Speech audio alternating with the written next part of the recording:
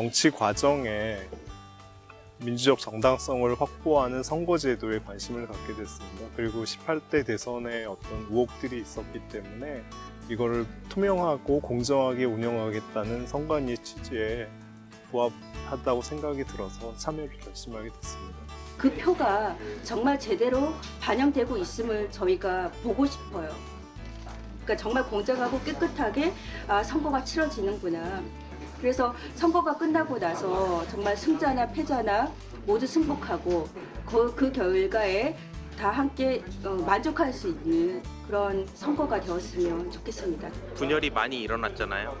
그런데 이번 선거가 어떻게 보면 국민들에게 있어서 모두가 설득력 있는 그런 어떤 해답이 주어지는 그런 합의의 시간이 좀 되었으면 좋겠다. 그 가운데 정당성을 좀 이렇게 확보를 하는데 우리 시민단체들과 정당인들과 이런 개표 참관인들이 조금 더 도움이 될 수 있으면 좋겠다.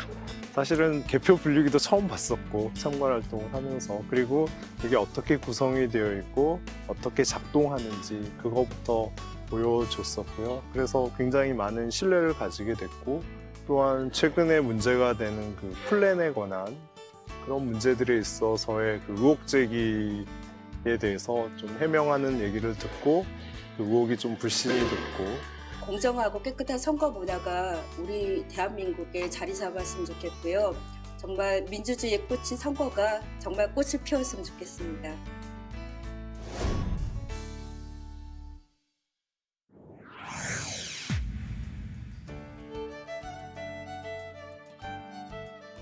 제19대 대통령 선거가 5월 9일로 확정되면서 지난 4월 6일 중앙선거관리위원회에서 긴급 보안자문위원회의가 열렸습니다.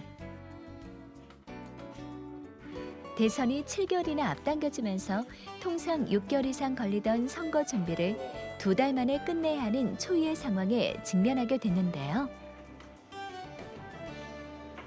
그 선거 결과의 공정성이나 신뢰성을 담보하기 위해서는 선거에 쓰이는 그 장비들에 대한 신뢰성과 보안성이 첫 번째 전제 조건입니다. 그래서 그 보안성을 담보하기 위해서 그 국회에 의석이 있는 정당, 그리고 학계, 공공기관, 그리고 시민단체의 전산 관련된 전문가들이 모여서 저희들이 투표지 분류기 그리고 선상투표 시스템에 대한 보안성과 무결성을 그분들한테 검증해드리고 또 그분들의 자문을 받는 그런 행사가 되겠습니다.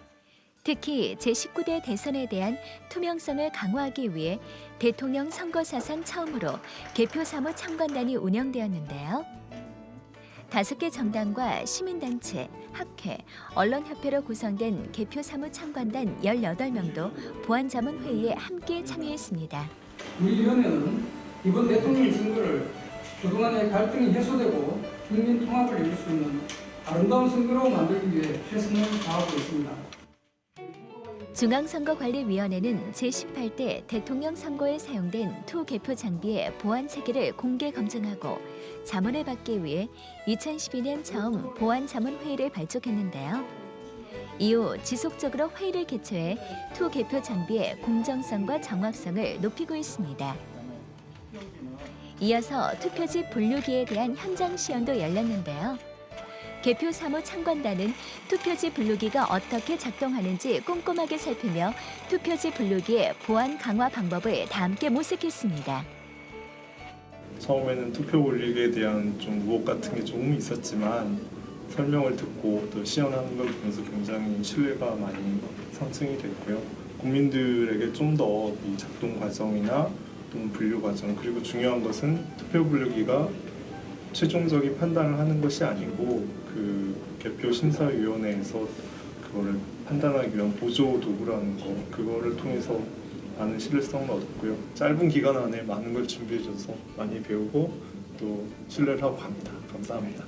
저희들이 올해 2월 달부터 이 선거 절차의 전 과정을 국민들한테 공개하기 위해서 개표 사무 참관단이라는 그런 단체를 만들어서 운영하고 있습니다. 그분들이 같이 오늘 보안자문위원회를 구성해서 운영하고 시연하는 것들을 같이 참여해서 한꺼번에 같이 진행했기 때문에 아마 더 공개성 측면에서 보안성 측면에서 더 뜻깊었던 것 같고요. 이런 방향은 앞으로도 계속 그 공개를 위해서 그리고 투명성을 위해서 계속될 거라고 보여집니다.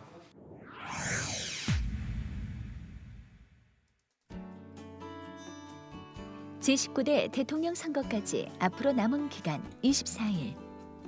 지난 4월 15일과 16일 이틀간 대선 주자들의 후보자 등록이 시작됐습니다. 안보 위기에다가 경제 위기까지. 특히 이번 제19대 대통령 선거에서는 역대 대선 가운데 가장 많은 15명이 후보로 등록해 큰 주목을 받았습니다. 대선 초중반 2명의 후보가 사퇴 의사를 밝혀 결국 완전 후보는 13명이었지만 그럼에도 역대 대선 중 최다 후보 기록을 세우며 제19대 대통령 선거에 치열한 접전을 예고했습니다.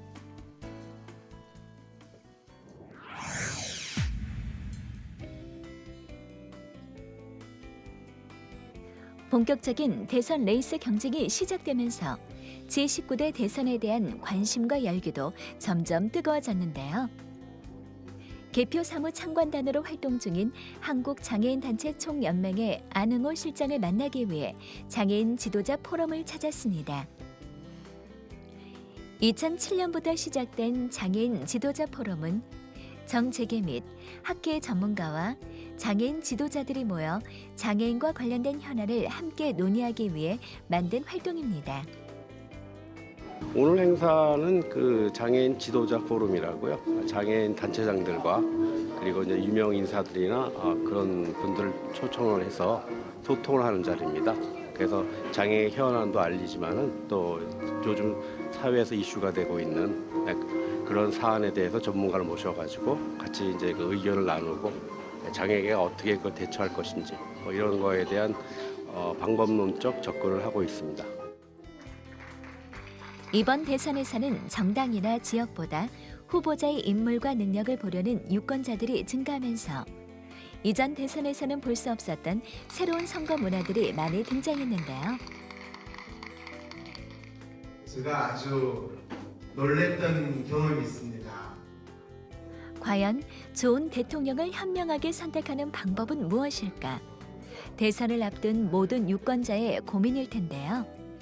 장애인의 권리 강화에 힘쓰고 있는 안흥호 실장도 진지하게 강연을 경청합니다. 저는 시작할 때보다 더 훌륭한 대통령으로 자리매김하는 그 책임과 그 역할은 그분한테 달린 것이 아니라 그분을 뽑은 국민들에게 달려있다라는 이야기를 오늘 강의의 결론으로 제가 미리 이야기를 하고자 합니다. 과연 우리를 위한, 다시 말하면 장애인을 위한 대통령은 어떻게 뽑아야 되나, 그리고 그들이 할 수 있는 것이 과연 무엇인가, 이렇게 정리를 해주셔서 참 좋은 지도자 포럼이었습니다. 네, 감사합니다. 이제 그러면 또 어디로 가세요? 지금 이제 저희 장총으로 가야죠. 전국 31개 장애인 단체가 연합해 만든 한국장애인단체 총연맹은 장애인들의 참정권 보호를 위해서 많은 노력을 해왔는데요. 올해는 개표 사무 참관단으로 선정돼 선거 과정부터 함께 참여하게 됐습니다. 18대 그 대통령 선거 때 많은 문제점이 도출된 것 같았어요. 그래서 이번에서는 선관위에서 이렇게 시민단체뿐만 아니라 정당이나 학계 쪽에 많은 분들이 이렇게 참관단에 참여할 수 있게 하여 공정하고 올바른 선거가 될 수 있도록 이렇게 무드를 이어갈 예정에 있는 것 같습니다. 그래서 이제 저희가 장애인 단체가 이렇게 대표로 해서 제가 참석하게 되었습니다. 장애인들에게 필요한 법과 정책을 연구해 공론화하는 역할을 담당하고 있는 안흥호 실장은 제19대 대선을 앞두고 눈꽃 뜰 새 없이 바쁜 일정을 보내고 있었는데요. 요것이 이제 그 2017년도 대선 장애인 연대에서 만들어낸 장애인들이 원하는 것이 무엇인지, 그래서 대통령 대선에 나오시는 후보들한테 제가 이런 것들을 요구하고 있습니다. 장애인 인구가 250만 밖에 안 되거든요. 어떤 면에서 크게 볼 수도 있고 어떤 면에서 작게 볼 수도 있지만은 시장 논리로 접근하지 마시고 법이 있으니까 그 법에 대한 권리로서 저희가 그런 비장애인들이 받는 그런 복지 혜택도 저희도 같이 받을 수 있게 해주시면 진짜 고맙겠습니다.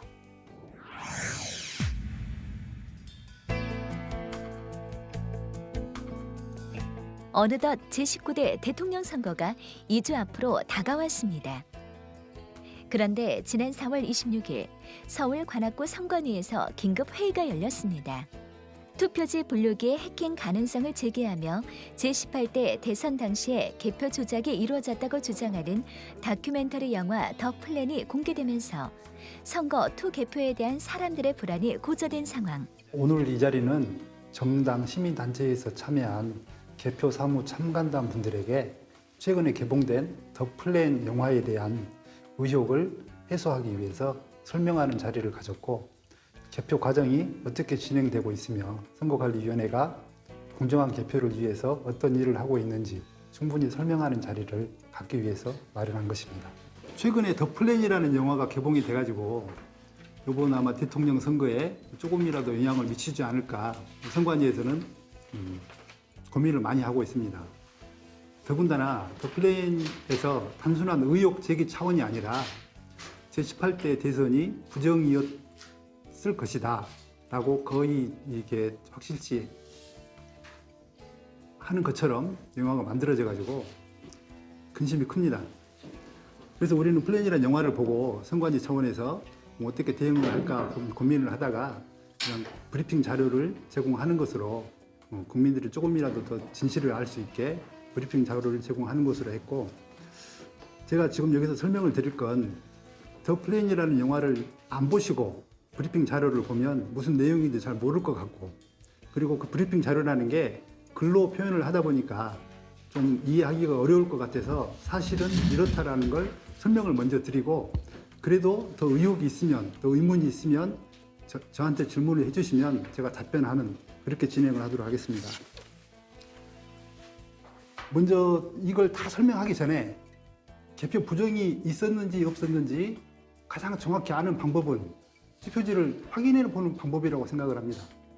18대 대선 때 썼던 투표용지는 원본 그대로 지금 보관을 하고 있고, 그때 작성했던 개표 상황표도 그대로 보관을 하고 있고, 아까 보셨던 투표지 분류기에 이미지가 있잖아요. 투표지를 스캔해가지고 그것도 그대로 다 보관을 하고 있습니다. 그래서 이걸 상호 대조를 해보면 실제로 조작을 했었는지 누구나 쉽게 알 수 있을 것입니다.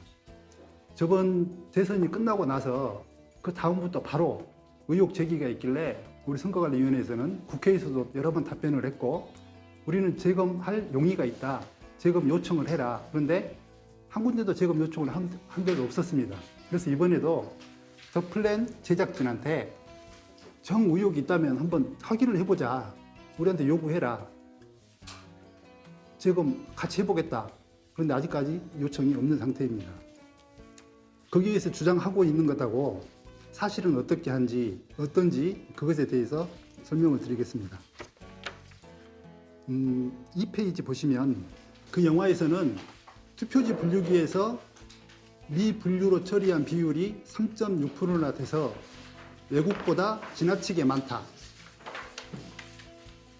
이런 얘기를 하고 있고, 분류된 투표지와 미분류된 투표지에서 두 후보자 간 득표 비율이 같아야 함에도 미분류된 투표지에서는 박근혜 후보 득표율이 1.5배 더 높다. 이런 현상은 일어날 수 없는 일이고 전국적으로 비슷한 현상이 일어나기 때문에 조작하지 않고서는 이런 일이 일어날 수 없는 것 같다 라고, 영화의 가장 핵심이 그겁니다.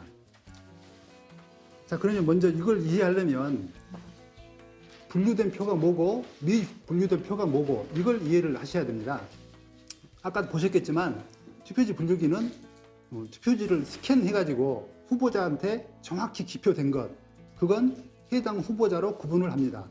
그렇지만 사람이 기표를 하는 거기 때문에 기표 형태가 다 정확할 수는 없습니다. 일부 찌그러지게 기표된 것도 있고, 두 번씩 찍은 것도 있고, 연하게 기표된 것, 진하게 기표된 것, 또 후보자란이 아닌 다른 곳에 기표한 것, 이런 게 다양한 형태가 존재를 합니다. 그럼 투표지 분류기는 이걸 스스로 판단을 하지 않고 사람이 판단을 하라고 미분류라는 칸으로 넣습니다. 이게 미분류표입니다. 이게 미분류표의 특성이고, 그러면 우리 위원회에서 하는 얘기는 그럼 어떤 경우에 미분류로 많이 갈까? 여러 가지 설이 있는데요. 가장 유력한 설이 노년층이 찍은 표가 미분류로 갈 확률이 높다라고 얘기를 하는 겁니다. 그 데이터는 제가 뒤에 첨부로 붙여놨는데 실제로 조사를 해보니까 군 단위하고 구 단위, 그러니까 시에 있는 구, 여기는 도시고 군 단위는 노년층이 많죠. 이걸 비교를 해보니까 미분류율이 군 단위가 1.9배 높습니다. 1.9배.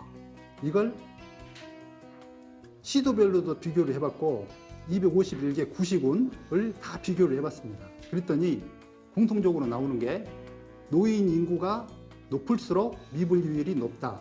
그리고 자꾸 영화에서는 해킹 얘기를 하는데 여기 계신 분들도 해킹이 무슨 뜻인지는 다 알고 있을 겁니다.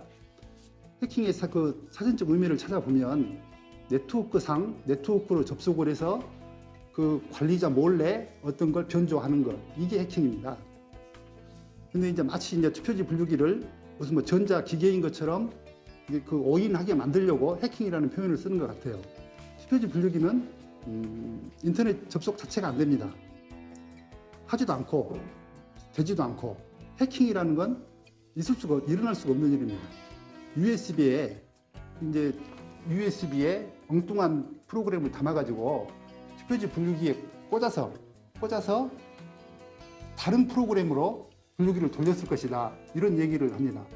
자, 이게 전국의 251개 개표소에서 투표지 분류기 1,500대를 쓰고 있는데 그 사람들이 그 많은 장관인들, 사무원들이 보고 있는데 대체 누가 USB로 거기에 꽂아가지고 이게 할 수 있을 것이며, 이보다 더 중요한 건 그래 설령 그렇게 몇 대를 했다고 칩니다. 했다고 치면 그게 최종 결과가 아니라 그 다음 심사직급으로 넘어갑니다.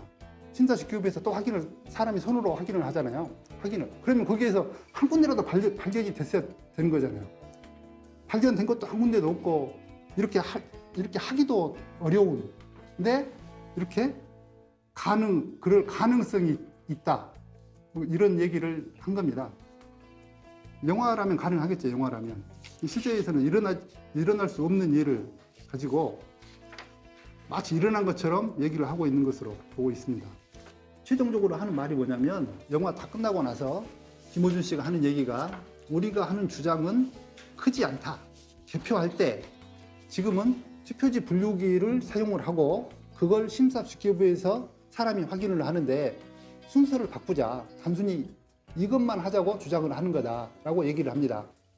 사람이 먼저 수개표를 하고 그 다음에 기계로 확인을 해보자. 이런 얘기를 합니다. 그건 무슨 얘기하고 똑같냐면 분류기를 쓰지 말자는 얘기하고 똑같잖아요.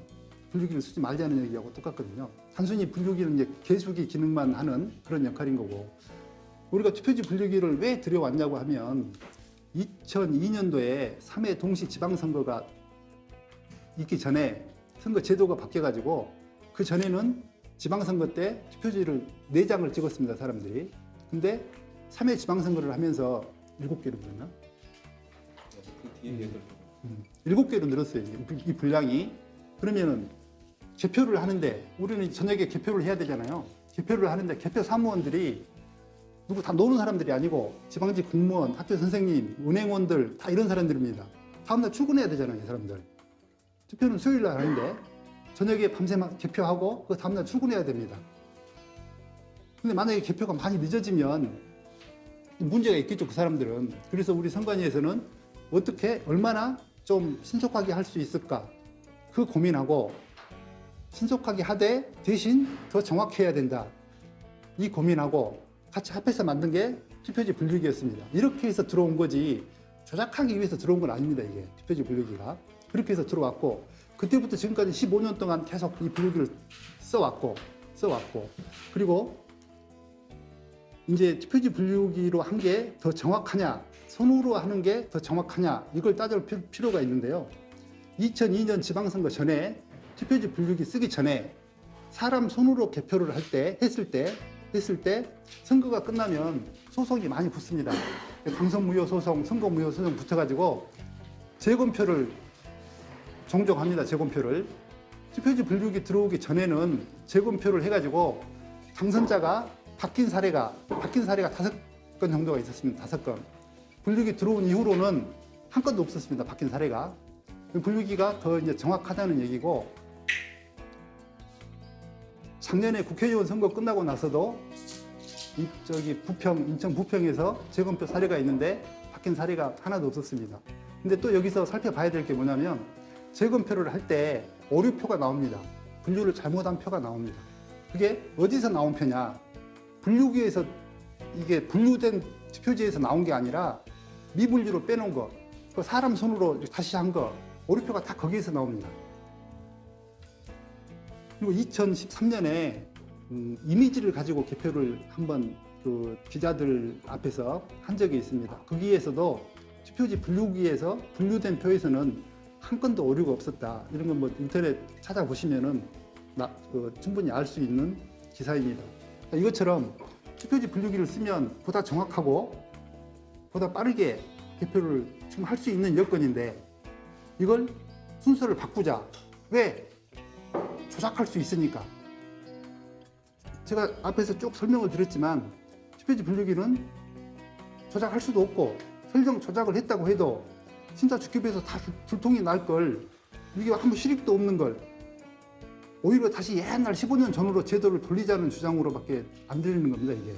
말씀하신 대로 지금 우리가 실제 이걸 봤을 때는 더 정확하고 효율적이라는 거죠. 그런 글씨를 어떻게 이용할까라는 게 중요할 것 같고요. 중요한 거는 심사집계부가 중요한 거죠. 이러한 오류들을 다 잡아낼 수 있는 게 심사집계부인데 그렇다면 이번 19대 대선 때는 심사집계부를 개표 사무원들이 또 개표 참관하시는 분들이 더 꼼꼼하게 보일 수 있도록 또 방침을 내리거나 뭐 사회적으로 그렇게 여론을 형성하거나 그것도 나는 나쁘지 않다고 생각을 해요. 그렇게 해서 정말 공정한 선거가 담보된다면 사람들은 또 거기에 대해서 또 선관위에 대해서 신뢰를 할 것이고 저는 이게 저라면 미국의 어떤 계기가 될 수 있다고 생각을 하거든요. 많이 참고하겠습니다.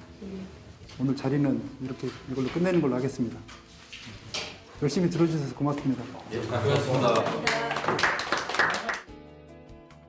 더 플랜에 대해서 억울해하시는 그런 심정은 이제 잘 전달이 돼서 많이 느꼈고요.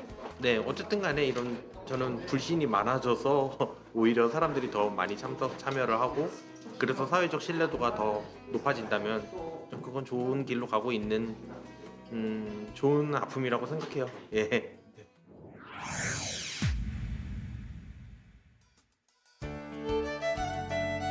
지난 5월 1일 오일석 교수를 만나기 위해 고려대학교를 찾았습니다.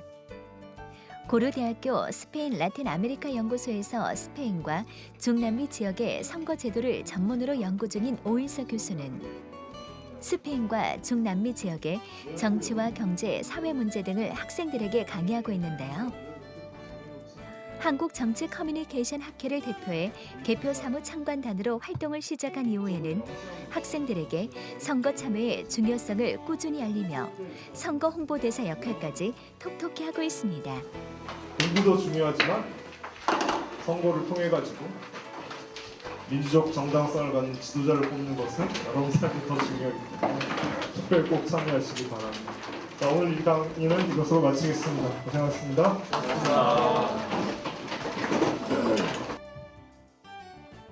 과연 학생들은 이번 제19대 대선을 어떻게 바라보고 있을지 궁금했는데요. 정말 우리나라가 어려운 시점에 좋은 지도자를 뽑아야 될 때가 된 것 같아요. 학생 여러분들도 투표를 적극적으로 해줬으면 좋겠고 혹시 올해 처음으로 투표하시나요? 그동안 정치에 좀 무관심해가지고 투표를 잘 안 하다가 이번 기회에 좀 제대로 투표를 하고 약간 내가 뭔가를 바꿀 수 있는 사람이구나 라고 생각을 해서 투표를 하기로 했습니다. 중에 하나가 헌법 제1조 아닌 대한민국 개표 사무 참관단 활동을 시작한 후로 선거에 대한 학생들의 생각을 많이 경청하게 됐다는 오일석 교수. 혹시 개표 조작 이런 거 혹시 들어보셨어요? 이번에 인터넷에 뭐 더 플랜이라고 김어준 씨가 뭐 제작한 다큐멘터리가 좀 유명하게 약간 돌고 있다고 들었는데 이 개표 분류기에서 미분류된 표를 보니까 박근혜 후보로 이제 최종 확정된 게 문재인 후보 거보다 1.5배 높았다. 해명을 통해서 저는 조금 그런 의혹들에 대해서는 좀 불식이 된 것 같아요. 그래서 어르신들 50대, 60대 이상의 어르신들이 투표를 할 때 좀 뭔가 실수를 했던 것들이 미분류됐고 그 비율이 상대적으로 높았구나라는 건 좀 인식을 할 수가 있었어요. 그런데 이런 의혹들이 왜 제기된다고 생각을 하세요? 어떤 결과가 딱 나왔을 때 내가 지지했던 후보가 아니면 뭔가 이렇게 그런 방향으로 조작이 됐지 않았을까 이런 생각도 어쩔 수 없이 좀 하게 되는 것 같아요. 선거의 공정성을 유지하기 위해 가지고 이런 개표 참관단 활동도 하면서 어떻게 그 개표 분류기에 그 오퍼레이션을 하는지를 다 공개를 하고 언론에 노출을 시키고 그런 작업들을 하고 있으니까 앞으로는 좀 더 나아질 거라고는 확신을 하고 있습니다. 그리고 여러분이 좀 더 많이 적극적으로 참여해서 네. 근데 좀 더 관심을 가졌어야 했는데 그동안 정치에 안 가지고 좀 무관심하다가 이번 기회에 관심을 가지게 돼가지고 이제 본격적으로 저도 이제 투표하려고요. 선거라는 게 민주적 정당성을 갖는 정부를 만드는 거고 그거는 우리의 국민 주권을 실현하는 거고 이 선거제도를 통해서 우리의 국민 주권 제도가 투영이 돼서 실행이 될 텐데 그럼 그 선거를 믿을 수 있게 운영을 하려면 우리가 어떤 좀 노력을 해야 될지를 한번 고민을 해봐야 되는 것 같아요. 내가 가진 한 표의 가치를 다시 한번 되새겨봅니다. 여러분들도 투표에 적극 오늘 뭐 얘기도 듣고 이런저런 얘기도 듣고 이번에 부모님께서도 참관인 그거 하시거든요. 그래서 이렇게 막 얘기 많이 듣다 보니까는 생각보다 선거가 공정하게 이루어진다는 생각은 들었어요. 또 이번만큼은 또 많은 사람들이 관심을 많이 가지고 있기 때문에 깨끗하게 진행이 되리라고 생각을 하고 있습니다. 지금의 어떤 지도자를 선택하는지가 우리 삶에 굉장히 중요한 영향을 끼칠 거라고 생각합니다. 그래서 굉장히 중요한 선거에 개표 참관단으로 참여할 수 있어서 영광이라고 생각하고요. 이 선거가 한 점 의혹 없이 공정하게 치러져서 우리가 훌륭한 대통령을 뽑았다라는 게 역사에 기록될 수 있도록 적극적으로 열심히 참여하겠습니다.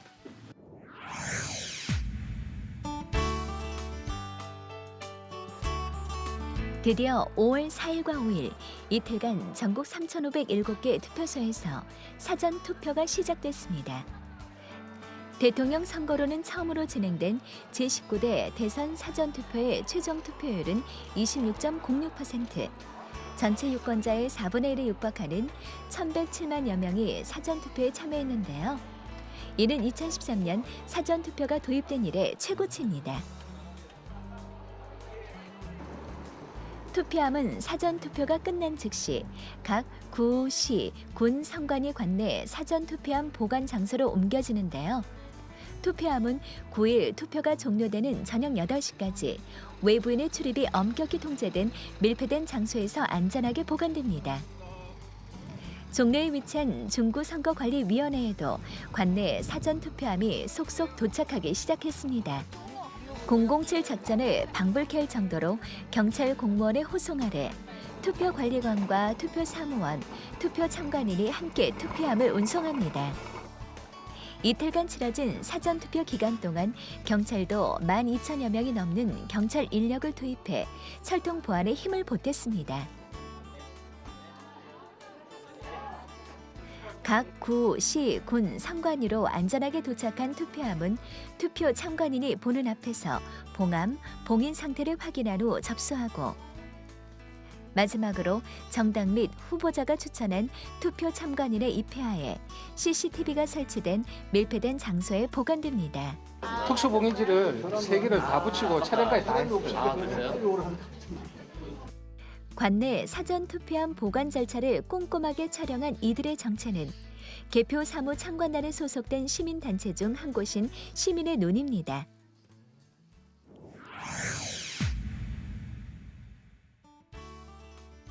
제19대 대통령 선거를 하루 앞두고 김영덕 중앙선거관리위원회 위원장이 투표 참여를 독려하는 대국민 담화를 발표했습니다. 존경하는 국민 여러분, 이번 선거는 국민 여러분의 적극적인 참여와 화합이 어우러진 아름다운 선거가 되어야 합니다.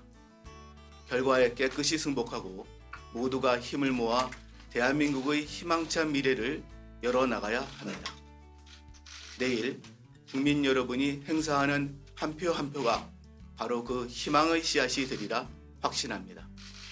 우리 모두 다 같이 즐거운 마음으로 투표소에 갑시다. 감사합니다. 제19대 대통령 선거.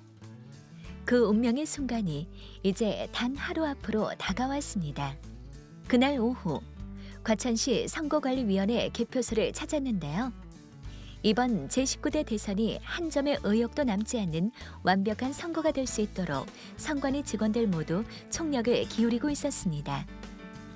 개표 사무 참관단도 바쁜 일정을 미루고 한자리에 모였는데요.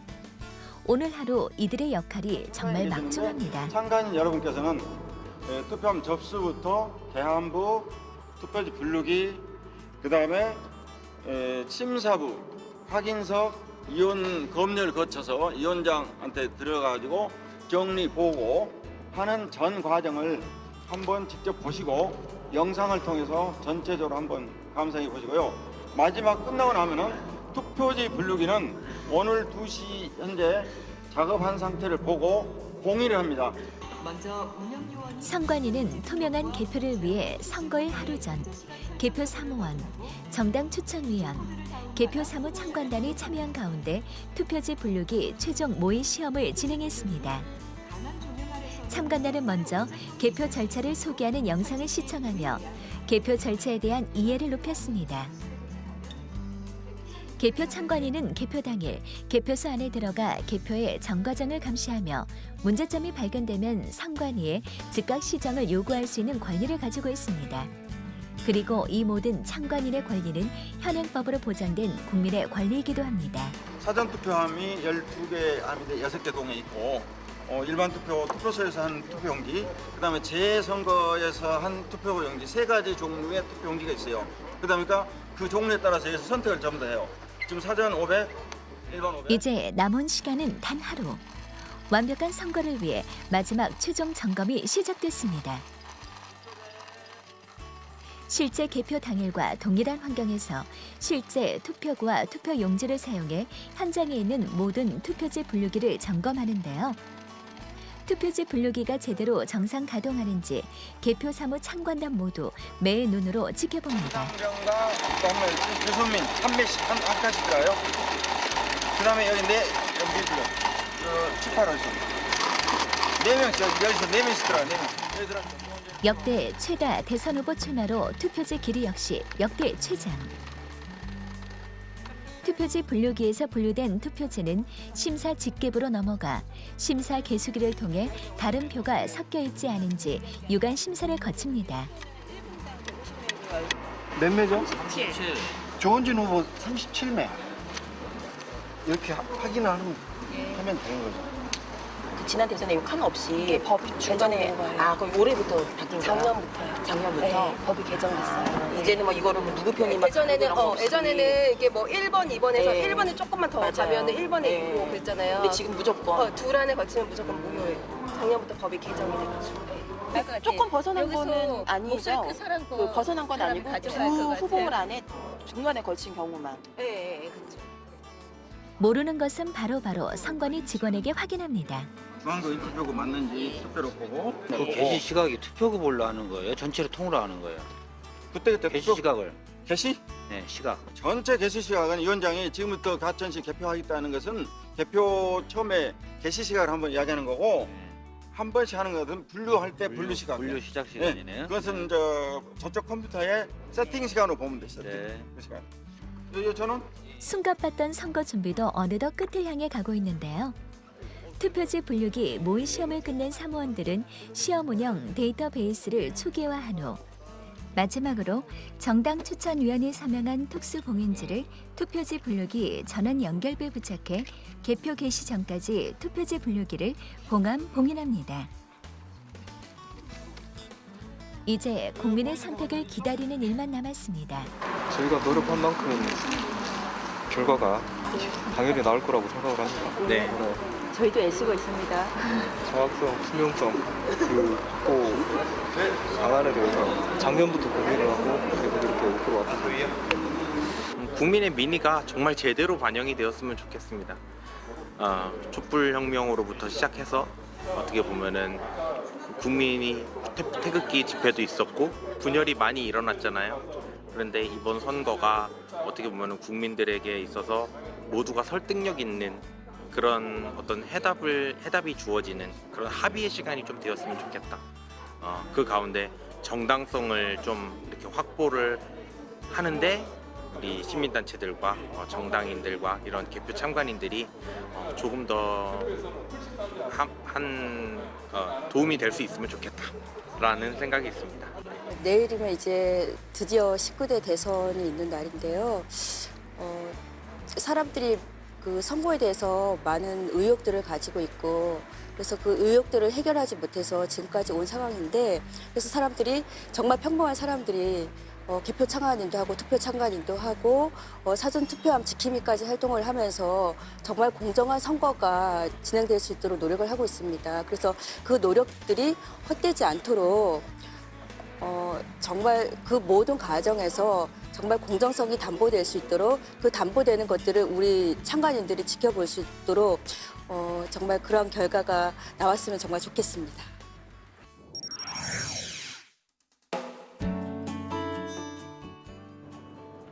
드디어 선택의 날이 밝았습니다. 비가 오는 궂은 날씨 속에서도 이른 아침부터 투표소의 열기는 뜨거웠는데요. 특히 이번 제19대 대선은 권리에 의한 선거로 치러져 마감 시간이 2시간 더 연장된 저녁 8시까지 투표가 진행됐습니다. 전국 13,964곳의 투표소에서 진행된 투표는 오후 5시경 전국 투표율 70.1%를 넘어섰습니다. 중앙선거관리위원회 김영덕 위원장도 소중한 한 표를 행사하며 투표 참여의 중요성을 강조했는데요. 제19대 대선 최종 투표율은 77.2%, 총 3,280만 7,908명의 유권자가 참여하였습니다. 이제 국민의 선택을 확인할 시간.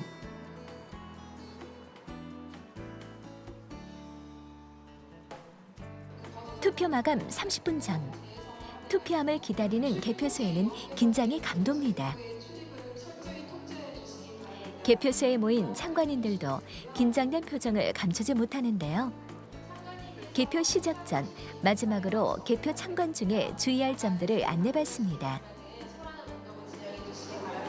제19대 대통령 선거 과천시 선거관리위원회 개표를 시작하겠습니다. 드디어 첫 번째 투표함이 개표소 안으로 들어왔습니다. 현장에 있는 개표 사무원과 참관인의 손길도 일제히 분주해지는데요. 개표 사무원과 참관단은 도착한 투표함의 투입구와 자물쇠가 잘 봉인되어 있는지 꼼꼼하게 확인한 다음 투표함을 개함합니다. 이거 바닥에 떨어지게 꼭 확인해 주세요. 바닥에 떨어지고. 계안부의 개표 사무원은 투표함에서 꺼낸 투표지를 일정 방향으로 가지런히 정리해 투표지 분류기 운영이 원활하게 진행될 수 있도록 돕는 역할을 합니다.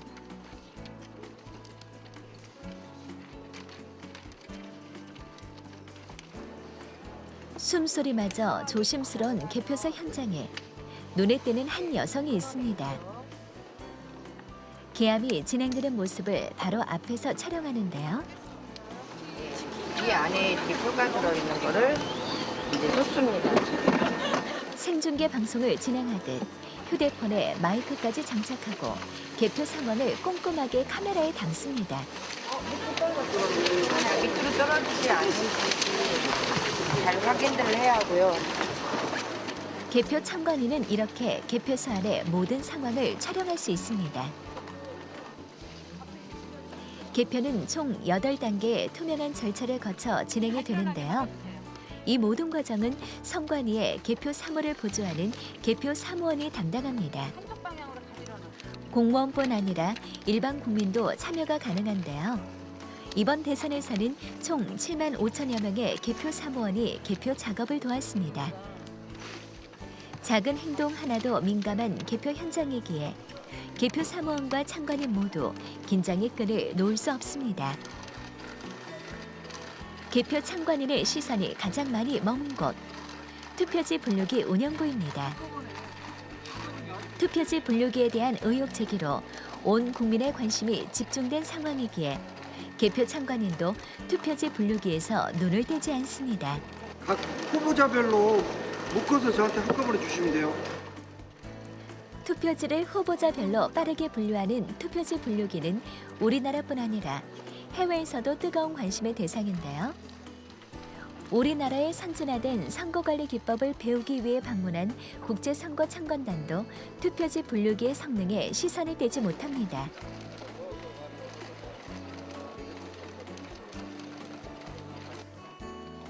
개표소 한쪽에서는 관외 사전 투표함의 개함이 시작됐는데요. 엄청난 양의 회송용 봉투가 쏟아져 나옵니다. 네, 같은 방향을 꼭 맞춰서 해주세요. 그러니까 위로 가게 한 다음에 아래를 이렇게 모아주시면 됩니다. 개봉을 한 다음에 안에 있는 투표지만 모아서 이거는 그 투표지 분리기 운영부로 보낼 겁니다. 유권자 4명 중 1명이 사전 투표에 참여해 역대 최고 사전 투표율을 기록하면서 관외 사전 투표의 양도 폭발적으로 증가했는데요. 밀봉 상태의 회송용 봉투에서 일일이 투표지를 꺼내 수작업으로 정리해야 하기 때문에 개표 사무원의 노력과 시간이 많이 소요됐습니다. 또한 이번 제19대 대선은 국민의 적극적인 참여가 빛난 선거였는데요. 선거관리위원회는 개표의 투명성을 높이기 위해 일반 유권자 2,200여 명을 개표 참관인으로 공개 모집했습니다. 개함부터 집계까지 전 과정 다 찍고 있습니다. 왜 뭐 어떻게 하는지 일단 기본적으로 과정을 남기고 싶었고요. 그리고 혹시 또 뭐 넘어갈 수 있는 사고라든지 실수라든지 그런 것들을 나중에 보면서 문제점 같은 거 좀 더 살펴볼 수 있을까 싶어서. 김숙란 씨도 이번 대선이 첫 참관인데요. 그러나 개표를 지켜보는 눈은 누구보다 날카롭습니다. 개수기가 혹시 홈표가 있는지 없는지 그거 확인하고 있어요. 약간 처음이라 좀 정신없고 어수선한데요. 네, 그래도 좀 질서정연하게 진행이 되는 것 같아요. 참관 활동으로 선거에 대한 신뢰도 더 올라갔습니다. 심사 집계부 또한 투표지 분류기만큼 개표 참관인의 시선이 집중됐는데요. 막중한 책임감으로 꼼꼼하게 심사 집계 과정을 촬영합니다. 심사 집계부에서는 후보자별로 1차 분류된 투표지에 다른 후보자의 표가 섞이지 않았는지 심사 개수기로 확인하고 미분류된 투표지도 전량 육안으로 확인 작업을 하는데요. 거기 16개. 예. 16개인데 무효가 3개. 개표 사무원은 미분류표를 유효표와 무효표로 구분하고 유효표는 다시 후보자별로 집계에 반영합니다. 유권자의 소중한 의사가 제대로 반영될 수 있도록 신중하게 작업이 진행되는데요.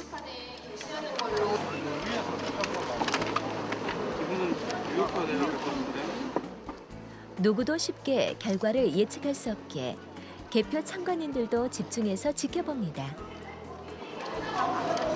개표 참관하시면서 주로 보시는 게? 예, 미분류표.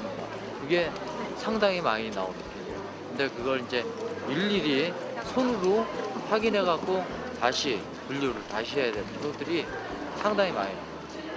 그거를 중점적으로 한 표가 소중하니까. 국민의 한 사람으로서 공정한 선거를 만들어 나가고자 하는 개표 참관인들의 마음이 엿보이는데요. 이들의 노력 덕분에 제19대 대선은 투명하고 공정한 절차로 진행된 선거로 기록될 수 있었습니다. 미분류라고 해서 다 그냥 기권이나 마찬가지인 거죠. 그걸 다시 이제 육안으로 보아가지고 네. 제19대 대선의 시작과 끝을 함께한 오일석 교수. 감회가 남다를 것 같은데요.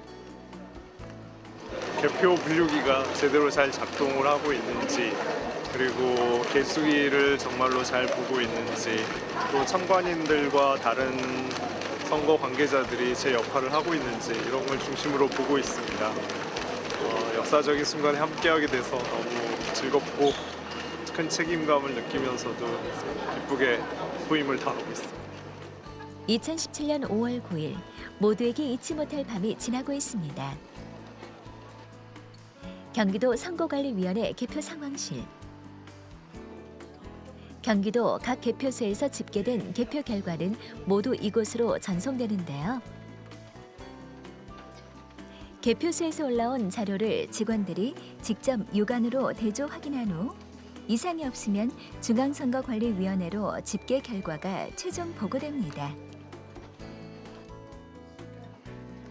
개표 사무 참관단도 이곳을 방문했는데요. 이 바지 조금 찍어도 네, 바퀴 찍어도 돼요.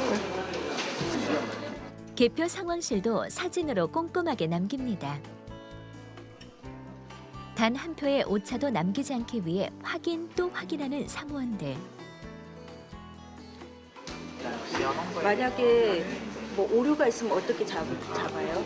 그거는 혹시나 만약에 잡으면 현장에 다시 보내가지고 현장에서 그 개표가 맞는지 저거 다시 확인하고 다시 확인해가지고 뭐 틀렸다면 다시 봐야 그러니까 되는 예를 재임명해야 되는 들면 거죠. 실수로 8자를 3자로 쓸 수 있고 3자를 그러면 왜 안 되냐면 전체 통계가 있잖아요. 그러면 전체 통계가 틀려버리지. 사실은 틀리는데 그게 정확하게 맞지만 또 확인하는 거. 그러면 그게 틀려버리면 전체 숫자가 안 맞잖아요. 개표 사무 참관단 활동을 통해 선관위와 끊임없이 소통한 결과 참관단은 부정 선거에 대한 불안을 해소하고 믿음과 신뢰를 쌓을 수 있었습니다.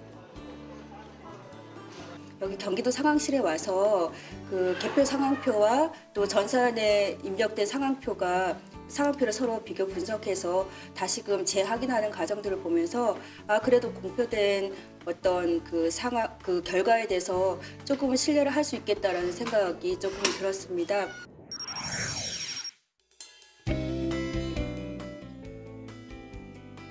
(5월 10일) 새로운 날이 밝았습니다. 더불어민주당 문재인 대선 후보가 제19대 대통령 선거에서 가장 많은 득표를 한 가운데 중앙선거관리위원회에서는 대통령 당선인 결정을 위한 위원회의가 열렸습니다. 일각에서 제기된 것과 같은 대표 조작과 부정은 결코 있을 수 없으며 이번 선거에서 정당과 일반인 참관이 증가하는 등 참관은 대폭 늘렸음에도 불구하고 특별한 이의제기 없이 개표를 원활하게 진행했습니다. 당선인을 결정하겠습니다. 중앙선거관리위원회는 공직선거법 제187조 제1항에 따라 유효 투표의 다수를 얻은 더불어민주당 문재인을 대통령 당선인으로 결정합니다. 드디어 대한민국을 이끌어갈 새 대통령이 탄생했습니다. 당선증 더불어민주당 문재인. 더 나은 대한민국의 미래를 만들기 위한 모두의 노력 덕분에 제19대 대통령 선거는 투명하고 공정한 선거라는 평가와 박수를 받으며 막을 내렸습니다. 많은 참관인들이 실제 개함하고 그리고 분류하고 그리고 다시 검수하는 과정들을 참여함으로써 선거관리위원회가 국민의 신뢰를 받는 그런 계기가 된 것 같습니다. 앞으로 선거관리위원회는 개표 참관 활동을 적극 활용을 해서 많은 분들이 참여를 통해서 선거관리의 신뢰를 더욱 확보했으면 좋겠고 국민들도 선거에 대해서 너무 의혹의 눈으로 바라볼 것이 아니라 선관위를 더욱 지지하고 선관위의 활동에 적극 동참함으로써 신뢰하는 선거 그리고 함께하는 선거를 했으면 좋겠습니다. 앞으로 이런 공정하고 깨끗한 선거 문화가 우리 대한민국에 자리 잡았으면 좋겠고요. 정말 민주주의에 꽂힌 선거가 정말 꽃을 피웠으면 좋겠습니다.